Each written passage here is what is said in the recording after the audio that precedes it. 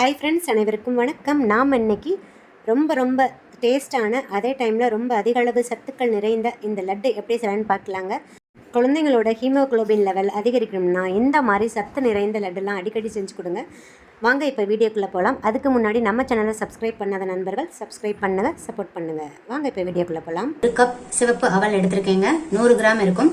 இந்த அவலை இப்போ நம்ம க்ளீன் பண்ணிடலாம். ஏன்னா நம்ம தண்ணி ஊற்றி க்ளீன் பண்ண போகிறதில்ல. ஸோ அதில் டஸ்ட்டு நிறையா இருக்கும். ஸோ இந்த மாதிரி ஒரு ஸ்ட்ரெயினர் எடுத்துக்கோங்க.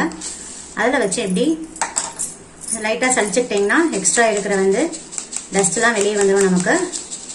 ஸோ இப்படி க்ளீன் பண்ணி எடுத்து வச்சுக்கோங்க. இந்த மாதிரி ஒரு கடாய் எடுத்துக்கோங்க. கடாய் எடுத்துகிட்டு நல்லா கடாயை ப்ரீ ஹீட் பண்ணிக்கோங்க. கடாய் நல்லா ஹீட் ஆகவும் நம்ம எடுத்து வச்சுருக்கிற 1 கப் சிவப்பு அவலை நான் அதில் சேர்த்துட்றேங்க. சேர்த்துட்டு ஃப்ளேமை லோ டு மீடியமில் வச்சுக்கோங்க. அதாவது லோவுக்கும் மீடியமுக்கும் இடையில வச்சுக்கோங்க. ஏன்னா நம்ம நல்லா வறுக்கணும். ஒரு 5 மினிட்ஸ் நம்ம அவலை வறுக்கணுங்க. நீங்கள் இதே ஒயிட் அவலில் செஞ்சீங்கன்னா ஒயிட் அவல் கொஞ்சம் லைட்டாக கலர் சேஞ்ச் ஆகும். ஸோ நம்ம அதை வச்சு கண்டுபிடிச்சிடலாம்.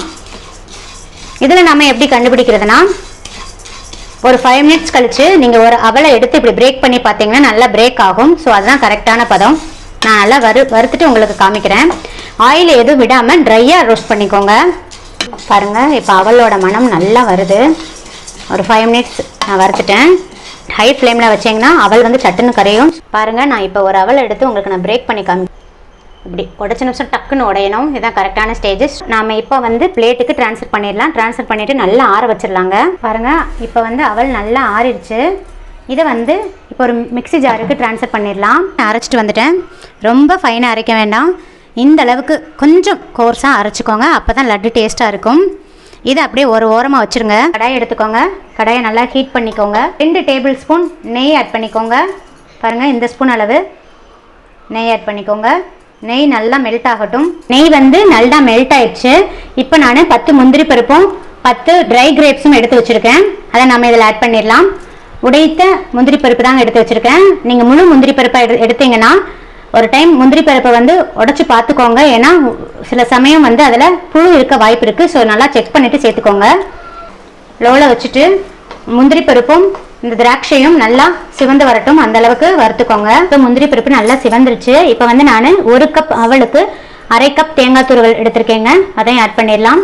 ஃப்ளேமை மீடியம் டு ஹையில் வச்சுட்டு, ரொம்ப ஹையில் வச்சிடாதீங்க, மீடியம் டு ஹையில் வச்சுக்கோங்க. வச்சுட்டு தேங்காய் துருவலை நல்லா கோல்டன் ப்ரௌனிஷாக வர அளவுக்கு வறுத்து எடுத்துக்கோங்க. அப்போ தான் நம்ம ஸ்டோர் பண்ணுறச்ச சீக்கிரம் கெட்டு போகாமல் இருக்கும். பாருங்கள், தேங்காய் நல்லா கோல்டன் ப்ரௌனிஷ் ஆகிடுச்சு. இந்த ஸ்டேஜில் ஃப்ளேமை நல்லா லோ பண்ணிக்கோங்க. நான் 1 கப்பு நாட்டு சக்கரை எடுத்திருக்கேங்க. 1 கப் அவல் எடுத்தீங்கன்னா 1 கப் நாட்டு சக்கரை. எந்த கப்பில் நீங்கள் அவலை மெஷர் பண்ணுறீங்களோ அதே கப்பில் தான் தேங்காய் துருவலையும் மெஷர் பண்ணிக்கணும், நாட்டு சக்கரையும் மெஷர் பண்ணிக்கணும். நாட்டு சக்கரை தான் சேர்க்கணும்னு அவசியம் இல்லைங்க. நீங்கள் வெல்லம் கூட சேர்க்கலாம். வெல்லத்தை நல்லா தட்டிட்டு மிக்சியில் ஒரே ஒரு பல்ஸ் விட்டு எடுத்தீங்கன்னா இந்த மாதிரி பவுடராக கிடைக்கும். அந்த வெல்லத்தூளை இதில் ஆட் பண்ணிக்கலாங்க. 2 நிமிஷம் அப்படியே வதக்கி விடுங்க. இப்போ நான் இது கூடயே 2 ஸ்பூன் லைட்டாக ஒரு 2 ஸ்பூன் தண்ணி ஆட் பண்ணுறேங்க. பாருங்கள், இப்போ நான் 2 ஸ்பூன் தண்ணி ஆட் பண்ணவும் அந்த வெல்லம்லாம் நல்லா மெல்ட் ஆயிடுச்சு. அரைச்சி வச்சேன் அவல் பொடியை இதில் ஆட் பண்ணிடலாங்க. ஆட் பண்ணிவிட்டு நல்லா மிக்ஸ் பண்ணிடுங்க.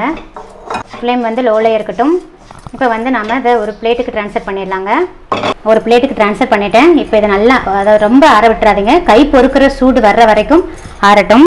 பாருங்கள், இப்போ கை பொறுக்கிற சூடில் இருக்குது. இது ரொம்ப உதிரியாக இருக்குது. அதனால் நான் 2 ஸ்பூன் தண்ணி ஆட் பண்ணிக்கிறேன். பச்சை தண்ணி ஆட் பண்ணிடக்கூடாதுங்க. சுடு தண்ணி தான் ஆட் பண்ணணும். மிதமான சூடில் இருக்கிற சுடு தண்ணி ஆட் பண்ணிக்கோங்க. 2 ஸ்பூன் தண்ணி ஆட் பண்ணுறேன். ஆட் பண்ணிவிட்டு நல்லா மிக்ஸ் பண்ணிக்கோங்க. மிக்ஸ் பண்ணிவிட்டு உருண்டை பிடிச்சு பாருங்கள். உருண்டை பிடிச்சு பார்த்தீங்கன்னா உருண்டை பிடிக்க வந்துச்சுன்னா அப்படியே உருண்டை பிடிச்சிருங்க. அப்படி இன்னும் கொஞ்சம் அப்படி வரலைன்னா இன்னும் ஒரு ஸ்பூன் சேர்த்து தண்ணி ஆட் பண்ணிக்கோங்க.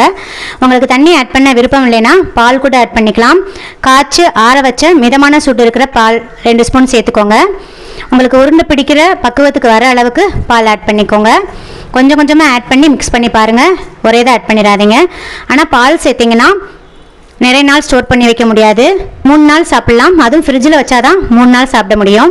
இப்போ எனக்கு உருண்டை பிடிக்கிற பக்குவத்துக்கு வந்துருச்சு மாவு. நான் 2 ஸ்பூன் தான் வார்ம் வாட்டர் ஆட் பண்ணேன். பாருங்கள், இப்போ நல்லா டைட்டாக ப்ரெஸ் பண்ணிக்கோங்க.